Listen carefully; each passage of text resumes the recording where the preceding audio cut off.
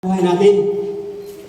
Kaya ngayon pa lamang ay ipag-pray po natin sa Panginoon. Lord, ano po ba ang kalooban mo sa buhay ko?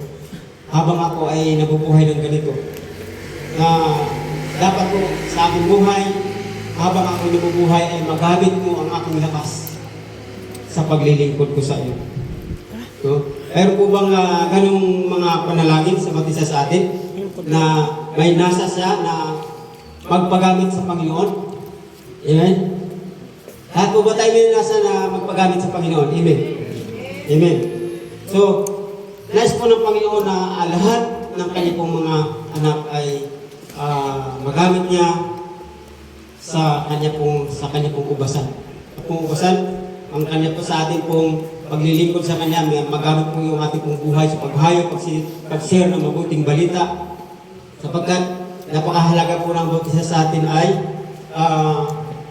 maituon po natin ang ating pong buhay. Bagamat meron pong maraming tao na nagsasabi,